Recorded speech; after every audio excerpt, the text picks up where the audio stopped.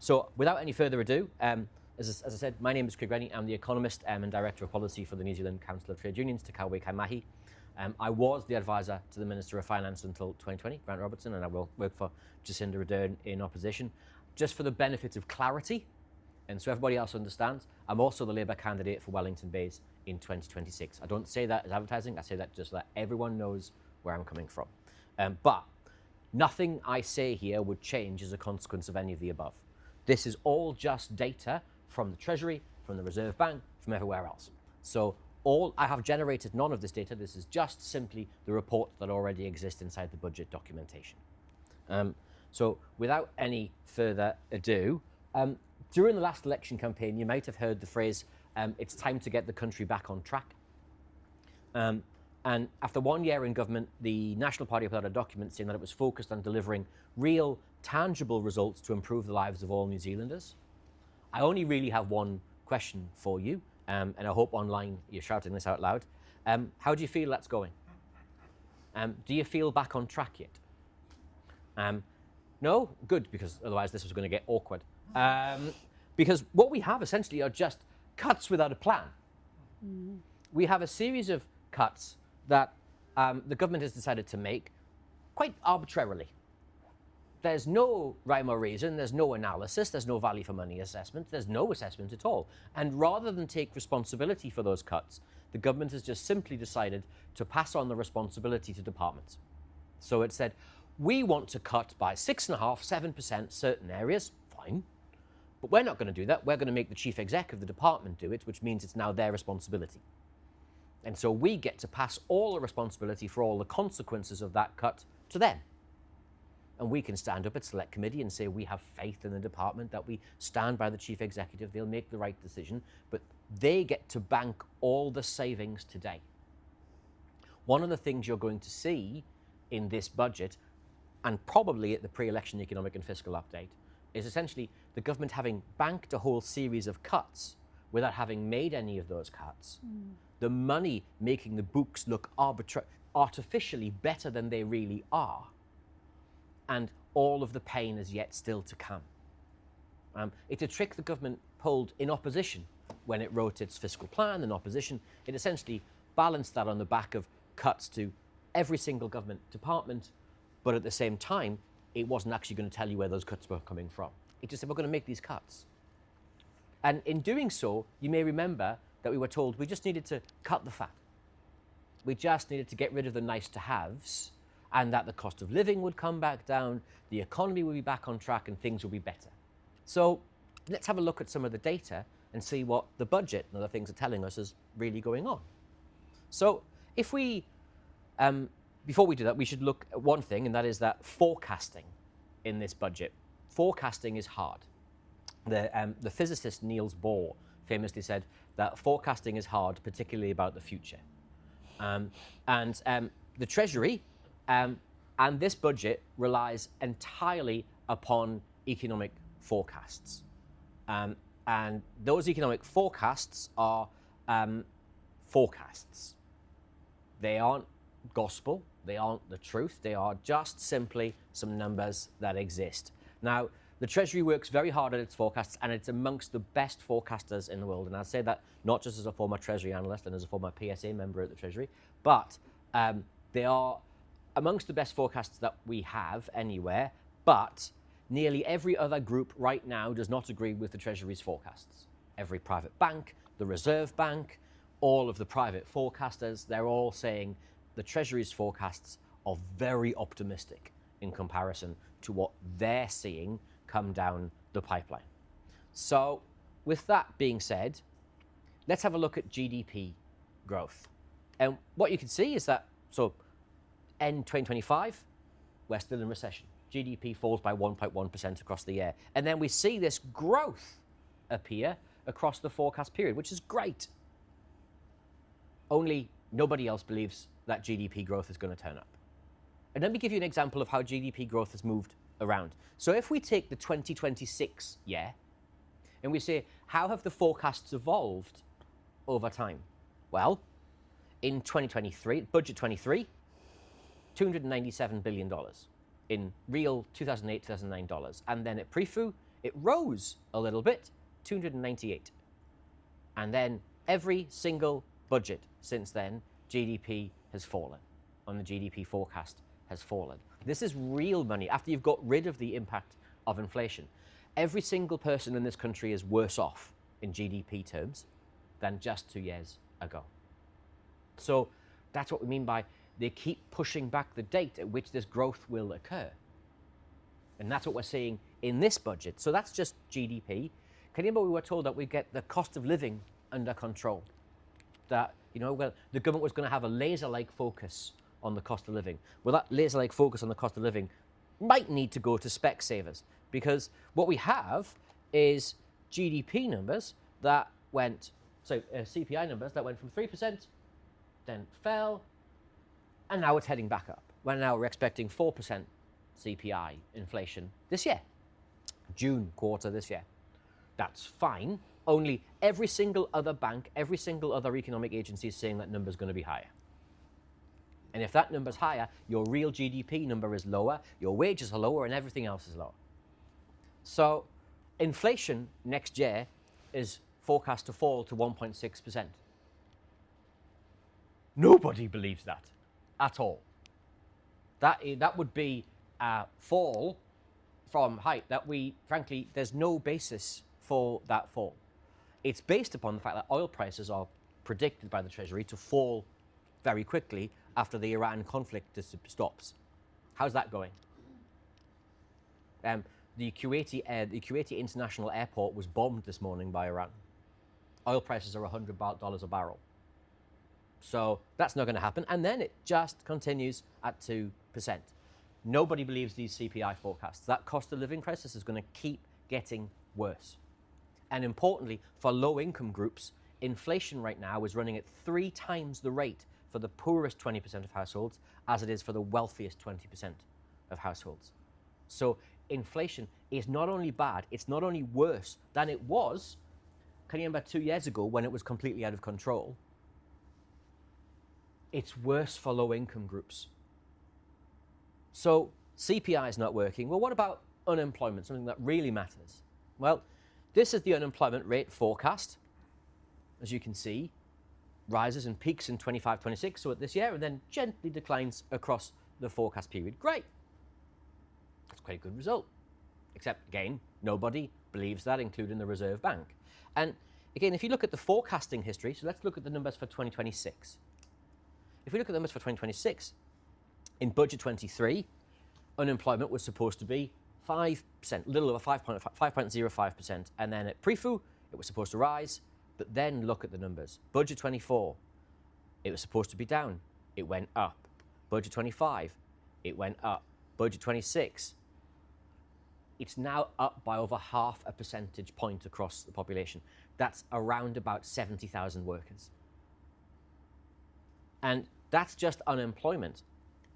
If we look at job seeker numbers, this is the number of people we were expecting to be unemployed at the last election, at the pre-FU numbers. A little under 200,000 people were expected to be unemployed. And then at the first budget, that rose. And then at the second budget, that rose. And then this is this budget. And what you can see is the peak goes backwards year after year, and the number gets higher year after year. There will be more than 200,000 people unemployed at the end of the forecast period. What that's telling us is we have a really big problem in the labour market, and that's not getting any better. And we can see that when we look at the unemployment rate data for both men and women. Since 2022, we've had a consistently rising level of unemployment. And for tall, handsome, white economists like me, we'll be okay, right? But if you're working part-time, which increasingly people are, that underutilization rate represents people who want more work and can't get it. That is at the highest rate it has been. And if you're a young person, God help you, because the youth unemployment rate is reaching record levels. The number of people who are in NEET, not in education, employment or training, is at the highest rate it has been since 2009. The unemployment rate for young people in Wellington is 18%. In Auckland, it's 19.6. For Pacifica young people, it's 26.2%. These are people who are actively seeking work. So the labour market has a problem. And we can see this problem here when we look at annually filled jobs. So these are jobs that actually have a person working in them. And year after year after year, that number goes up. And it goes up because population goes up. Can you see COVID in that red line data? It's just here. I can take that data back for a really long period of time, and it's just a gentle incline. Since the election, that's that number. It's fallen and fallen and fallen. The number of people in filled jobs has gone down and down. So let's pick another, thing that the government crowed about. It was going to get us back into surplus. And we can look at the Obergall data. I'm sure you're all asking yourself, what is Obergall? The operating balance excluding exceptional gains and losses, or what we call the surplus or the deficit. When the government talks about a surplus or a deficit, that's what it's talking about. And you can see, under the government's new changed regime, what it calls Obergall X, we get back into surplus in 28-29. Cool. So what? On its old measure, we actually get back into surplus in 29-30. It doesn't matter. It's an accounting entity. It doesn't do anything. But let's have a look at what the Obergall forecast has changed. So if we look at the numbers for 2027, at budget 26, at budget 23, we were supposed to be in surplus by now. And then at PREFU, we're at a little bit less of a surplus. At budget 24, we started to go down. And then budget 25, we started to go down again. And then budget 26, the number gets bigger again. So that Obergall surplus has got worse and worse and worse. We're now in deficit over and many times more because it turns out that totally unfunded tax cuts cost a lot of money. If you give money away to landlords or to tobacco companies and you don't account for them in the books and you hope that magic growth will pay for it, which then doesn't appear, this is what you get. So that's what the budget's telling us. When they say, but we've got a surplus in the future, we were supposed to have a surplus now in 2023. All we keep doing is pushing the year back in which the surplus turns up. So let's look at debt. So if we look at debt, this is our net debt figure. And as again, you can see, it rises a little bit over the forecast period to do a little under 25% and then starts falling again. Great. So what? We have one of the lowest levels of net debt in any advanced economy anywhere in the world. And so if I look at what net debt was supposed to be in 2027 at the different forecasts again, budget 23, PREFU it went up a little bit, but then watch. Budget 24, budget 25, budget 26. So when the government's telling you debt's come down, debt's higher than where we were forecasting it to be at the last election. It's higher than where it was forecast to be under the last government. Debt's actually gone up as a number. It hasn't gone down. So when the government tells you it's bending the curve on debt, it's a curve it's created over time. So let's recap here for just a second, right? Unemployment's up. GDP is down. The Obergall is worse. Debt is worse. Do you feel back on track yet? Because all the key indicators, all those things that we were told would get better if we just cut the fat, cut out the nice to haves, they've all got worse. These two things are unrelated. So let's move on to that and let's look at us in comparison to other countries. So that's our net debt position in 2025. That's Australia's, 32.2. That's the UK, 95% of GDP. This is the US, 99. It's actually a little bit more than that now. Trump keeps spending money. And this is Japan. It's 133%. But apparently we can't spend money because we can't have nice things because we've got too much debt.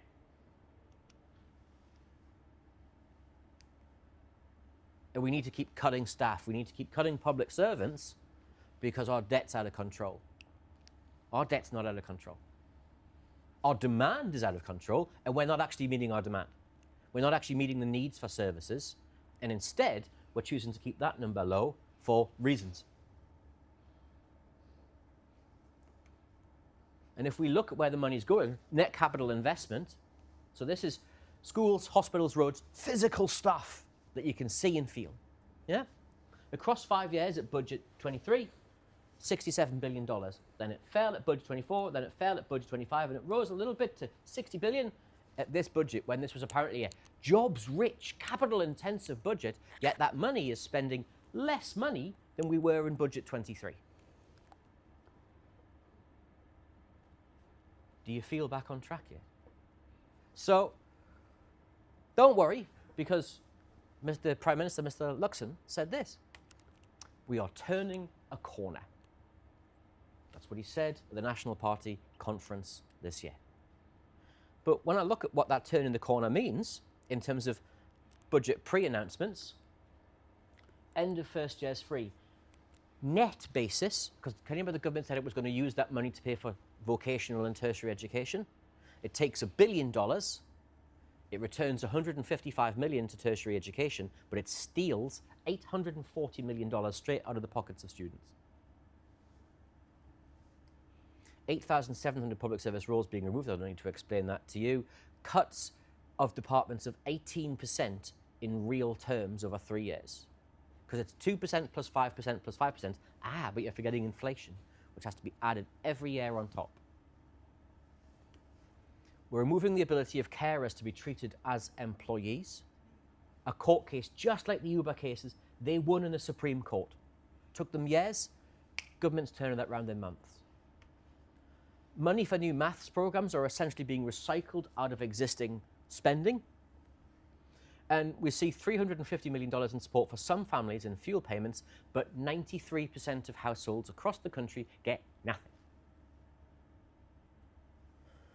And so most departments see cuts in expenditure averaging $1.7 billion a year in total baseline cuts. So these are just cuts to existing programs, are about $600 million a year. Some departments the Ministry for Pacific Peoples, if these cuts come to pass, will have seen nothing but cuts for 5 straight years. Our best current calculation is some departments will see, on average, 28% real terms cuts in their budgets over that 5-year period. And at this budget, there are nothing but cuts to, and forgive the small text, it's a long list, so the text had to get smaller and smaller to fit it on the screen. Agriculture, building, conservation, disabled people, environment, finance, housing and urban development, land, Pacific people, public service, regulation, revenue, social investment, sport and recreation, treaty, women. Those departments and those votes see nothing but cuts at this budget. And they've often, most of those departments, have seen nothing but cuts for the past 3 years. If we just concentrate on education for just 1 second, Budget 26 has cut all parts of the system and all age groups. Tamariki in early education face a 2.5% real terms cut in operational funding this year. That's on top of a 2.2% cut in real terms the year before and a 1.3% cut in real terms the year before. Can you remember the government was supposed to be handing out money via the Family Boost program? That was how they were going to give everyone $250 a fortnight. And then they had to scrap it because it wasn't actually getting out of the door. Well, the real money that goes to ECE families is down 6% in real terms over 3 years. Schools' operationals budgets, so for primary and secondary schools, rose by 2%, but inflation's 4%, so that's a 2% real terms cut. And again, that's on top of cuts in the past 2 previous budgets. More than $1 billion is due to be lost from the fees freeze program, but only $155 million of that is taken from tertiary ed, so $845 million is essentially fleeced from students to prop up the government's budget. $210 million a year. The government promised before the election that it would be doing the basics brilliantly in education. Increasingly, the funding for education doesn't cover the basics. It doesn't cover anything at all. And that's just in education. Let's look at health. Promises were made that we would maintain real funding in health. Health received $1.45 billion in new operational spending. Great. But it needed $1.4 billion just to keep the lights on. Only when you remove some of the time-limited funding, according to ASMS analysis that's forthcoming, that number drops below that $1.4 billion number just to stand still. So there will be a real terms cut to health funding at this budget. Now, the historic funding deficit remains hugely unaddressed, and that's about a $6 billion historic funding gap that is nowhere near being passed. And I use this chart to help people understand the difference. So this is real per capita annual health funding change. So how much more money each year per person is going into the health system.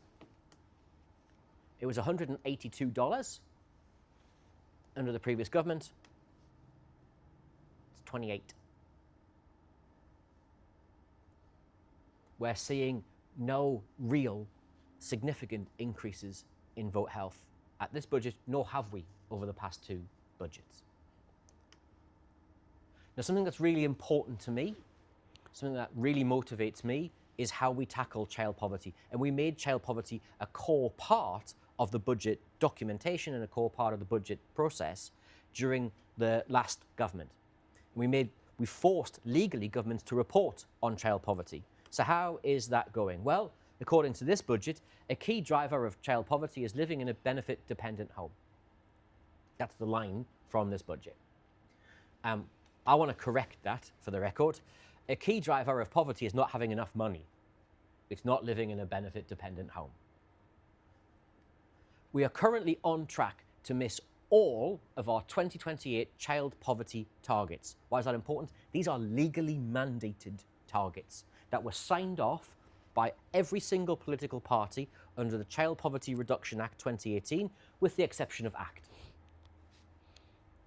And the one that really motivates me is this one.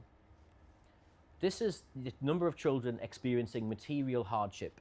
You can see the X's for where we need to be in 2027 and where we need to be in 2028.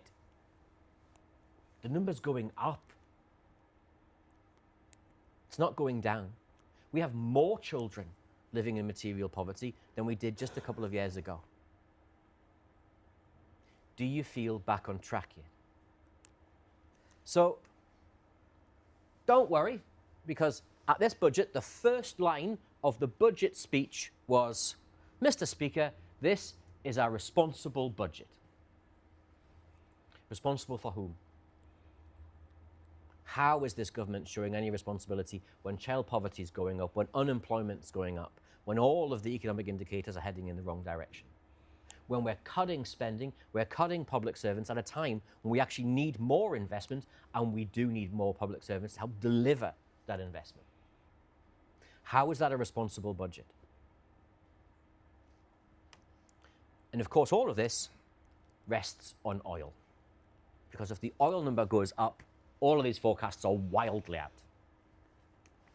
Brent crude was $62 a barrel in May 2025. It's now a little under 113, but it was yesterday, but it's around that figure. Global production is down 10-15%. Refineries in Asia, which are the refineries that provide us with refined fuels, are actually the most impacted by that change. Inflation is forecast by the private banks to rise to between 5 and 7% this year. And spending has already fallen, as has consumer confidence, both of which are leading indicators of where the economy is likely to head. And globally, we expect a GDP shock of between 1 and 2% of global GDP. Why is that number important? Because where global GDP goes, New Zealand's GDP goes. So, if you take nothing else away from today, please just take this. Everything we do in a budget is a choice. I've had the fortune of writing 3 budgets, and the Treasury forces you, it sits you down, the staff of the Treasury sit you down and make you make choices on everything. Nothing here is something that we just decide. It's not natural. It's It's not like coastal erosion where you just have to accept it. It's a choice. And the government's choosing these outcomes. It's choosing higher child poverty. It's choosing poorer public services. And so that's why I'm asking you to make one more choice. And that is this. We have 156 days until the next election. We have to choose differently unless we're going to continue the choices that have led us here. Because unless the country makes an active decision to choose a different government, then we're going to continue the path that has led us here. We're going to continue the path of more cuts to public services, a poorer economy, and poorer outcomes for New Zealanders, and a government making the choices that you wouldn't have made. I'll stop gassing there. Thank you all so very much for listening.